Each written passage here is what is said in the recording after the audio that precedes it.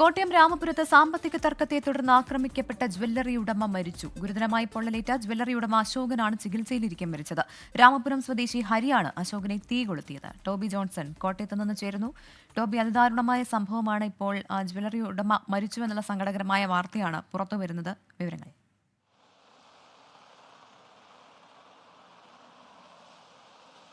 പ്രവിത, തീർച്ചയായിട്ടും ഇന്നലെ രാവിലെ 10 മണിയോടുകൂടിയാണ് രാമപുരം ടൗണിലുള്ള കണ്ണനാട്ട് ജ്വല്ലറിയിൽ ഈ ഒരു ആക്രമണം നടന്നത്.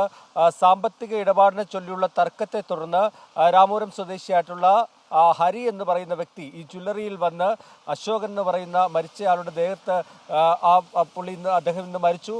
അദ്ദേഹത്തിൻ്റെ ദേഹത്ത് പെട്രോൾ ഒഴിച്ച് തീ കൊളുത്തുകയായിരുന്നു. അതിനുശേഷം അവിടെ നിന്നും രക്ഷപ്പെട്ട ഹരി പിന്നീട് പോലീസ് സ്റ്റേഷനിലെത്തി കീഴടങ്ങുകയും ചെയ്തു. എന്തായാലും 60% പൊള്ളലേറ്റ അശോകനെ ഇന്നലെ തന്നെ സ്വകാര്യ ആശുപത്രിയിൽ പ്രവേശിപ്പിച്ചു. അവിടെ നിന്ന് കോട്ടയം മെഡിക്കൽ കോളേജിലേക്കും കൊണ്ടുവന്നു. ഇന്ന് പുലർച്ചെ ഏകദേശം രാവിലെയാണ് ഈ മരണം സംഭവിക്കുന്നത്.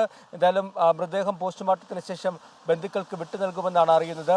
ഇന്നലെ ഹരിയെ വിശദമായിട്ടുള്ള ചോദ്യം ചെയ്യലിന് പോലീസ് വിധേയമാക്കിയിരുന്നു.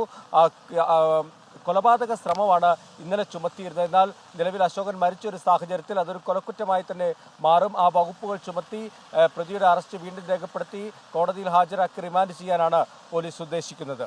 പ്രവിത. ടോബി ജോൺസണാണ് വിവരങ്ങൾ നൽകിയത്.